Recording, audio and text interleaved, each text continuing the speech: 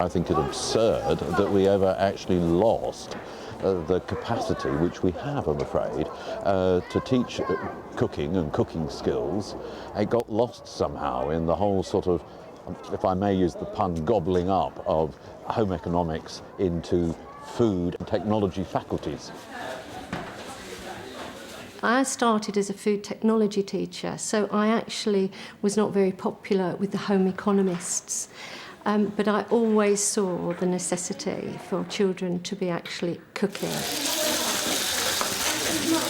I'm doing a chicken risotto. I have to be careful about not burning the chicken. I've used olive oil, so that just gives it more of a flavour. I just think the normal onions taste a bit boring, so these have got more flavour. I'm just scared of cutting my fingers, but it's better if they're smaller, which I've mucked up a bit. No, don't throw it in, Christopher. If you want to, use that. All right. Just dip that in. OK? Lower it in. That's better. I don't think there's anything wrong in letting the children experiment with flavours. Yes, there's something wrong with letting them experiment with ratios, proportions, things like that. There are certain things that have got to stay, but they need to enjoy what they're doing. They need to enjoy the outcome, and most of all, they need to want to do it again. These should have been on before you started to cook your sauce, okay, so that we're ready together. Yeah, the pressure's really hot because I'm a little bit behind here, so I need to have it all at the same time. I mean, I can handle it, I think. All right, boys. Look at the time, please. 25 to. We're aiming for 10 o'clock. I've just added the mushrooms to this, and as you can see, the onion's already gone soft. And the rice is absorbing the water, so it's going bigger. You keep adding stock a bit at a time, but so that you don't drown it, you've got to wait until it's absorbed most of it. Lots of different dishes, lots of ideas. I particularly like the tempura one, although it's a bit hazardous. Shepherd's pie, got his timing wrong, but we'll get there. You have to be careful that it doesn't spit on your hands if you drop it in too high, because it burns quite a bit, like that. And begin to turn them over so the batter gets done on both sides. Are you having trouble? A little bit. Take the skin off before you put it in the garlic crush. Now squeeze it over it, and you should get. Have you got that one? The eggs are around the opposite way. Oh, they're around the opposite way. You got it round the wrong way. No wonder it wasn't working. There you go. I think it's very important that students learn to talk to each other. They spend a lot of time in the playground screaming at each other. They don't discuss, but they have the opportunity to discuss and learn from what other people think about their food. It's quite, I don't know.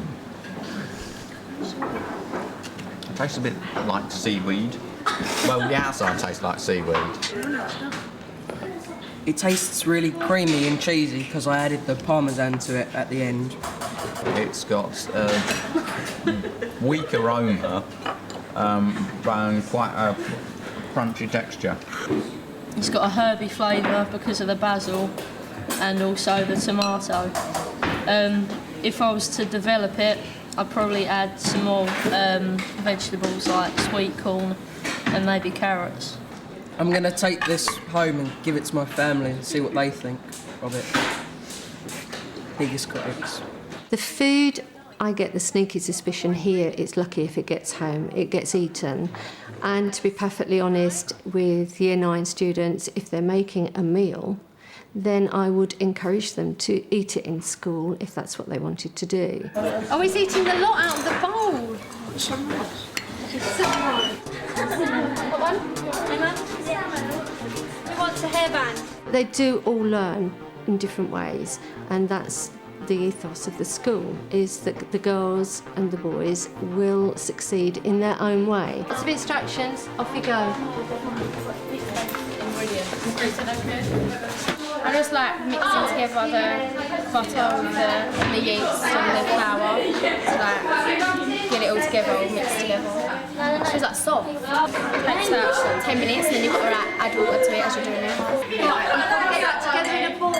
It's a bit Yes, it is. All those bits will come from here. Is this? Pull, fold, push. Now, don't put any more flour on that worktop, otherwise it'll go all dry. Okay, then going to be vigorous. As you're being vigorous, kneading, that's going to come up into there. Okay, and I hope your hands are clean. Go on. Go on, it's me telling you off. Go on. Go on, Chelsea. Go on. Harder. That's it, harder. Daisy with it. That's my hair. Do we need this? Giggle.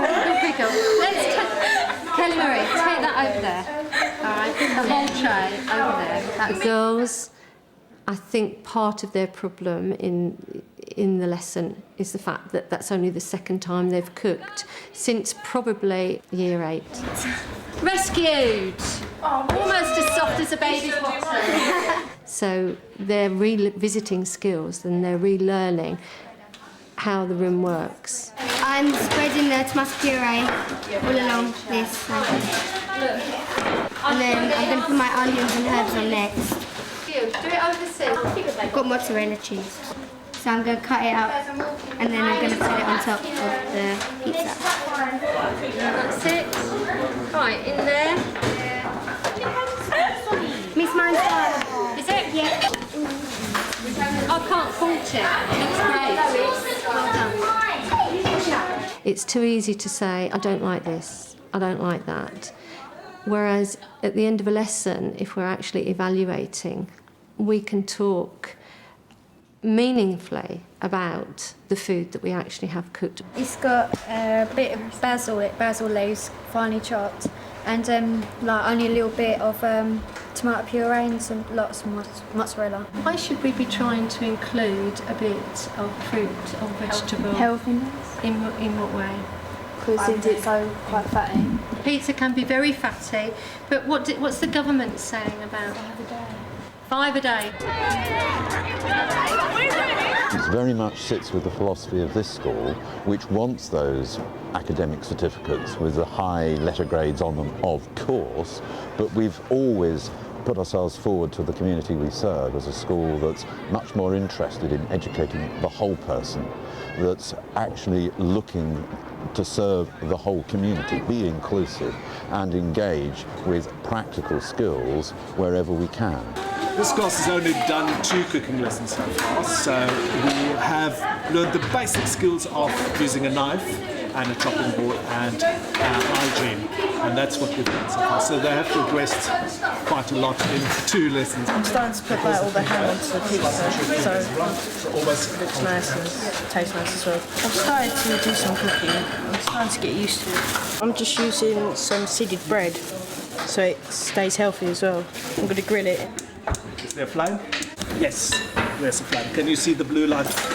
Can you see it? I hear a lot of sixth formers sometimes saying, I still make that bread pizza, miss, when I get home. So that part of it, when there's a snack that can be made by somebody who's remembered 5-6 years ago what to do, is great. Fingers behind the blade. A little bit of a sawing action when you start. There you go. Okay, well done. Make sure you cut it right through. Okay, you comfortable with that? Did you? This is the first time I've actually got to cook in school. It's like the second best lesson beside PE. Okay, right boys, listen. Remember I said the grill cooks very, very quickly. Look at the pizza, it's a bit crispy, isn't it? Okay, so you need to make sure that if you don't want it as crispy as that, make sure that you take it out very quickly. Very good. You're happy with that? Yeah. Now wait for it to cool down and then clean up until that.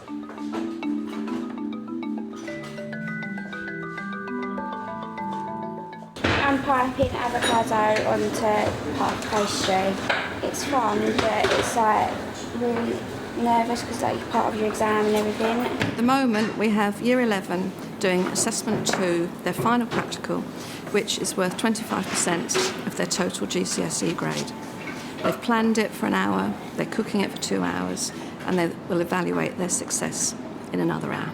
I'm just making a goat's cheese crostini on the salad and a chicken breast with ham and mozzarella cheese.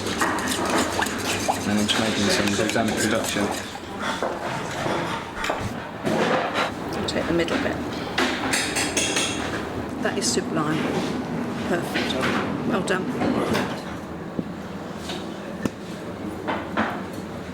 We have probed it, have we? I haven't probed it yet, but it has been in there for quite a long time, so it shouldn't be done. Good. Not pink. Bacon. They all go together nicely. Potatoes are well cooked. And so are the vegetables. Good nutritive balance, good colour. You've done very well. Thanks. Thank you.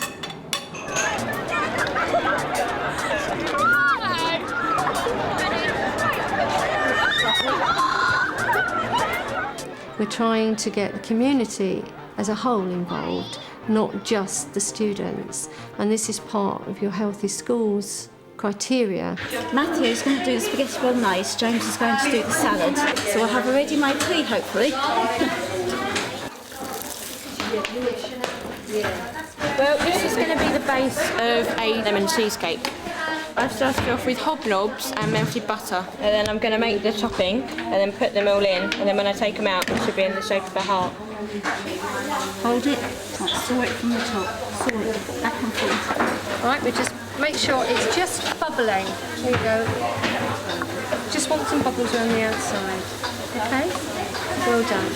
And then I think you can just leave it and keep coming back and checking it. There are some students who are genuinely interested in cooking skills.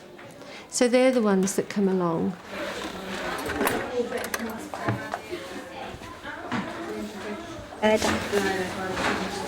Well, I'm cooking it for my mum and dad because they're ill and it might cheer them up.